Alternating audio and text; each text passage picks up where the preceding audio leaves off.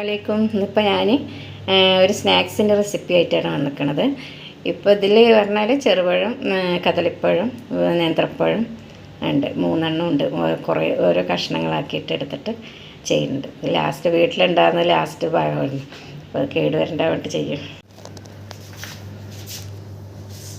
പഴം നമുക്ക് പാത്രത്തിൽ കൊട്ടാം. 1 കപ്പ്,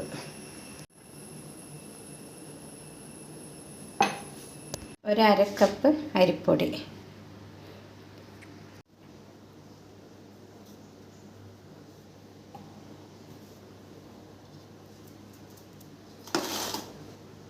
ഒരു നുള്ളു ഉപ്പിടാം,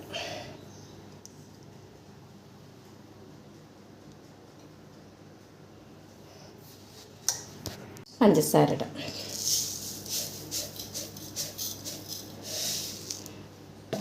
മധുരത്തിന് ആവശ്യമായ പഞ്ചസാര. നല്ല കയ്യും കൊണ്ടത് തിരുമ്പി കൂട്ടുക. ചെറിയ ചെറിയ നെല്ലിക്കൻ്റെ വലുപ്പത്തിലുള്ള ഉരുളകളാക്കുക. എന്നിട്ട് ചട്ടി ചൂടാൻ വെക്കുക. അതിനുശേഷം നമുക്ക് ഓയിൽ ഒഴിക്കാം.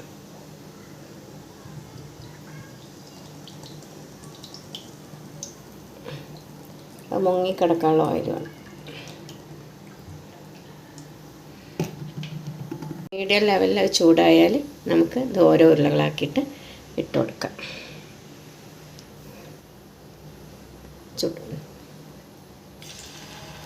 കാരണം ഒരുപാട് ചൂടായി കഴിഞ്ഞ് പറഞ്ഞാൽ കരിയും. നമുക്കൊരു മീഡിയം ലെവലിലായിട്ട് ചൂടാകാനിടാം.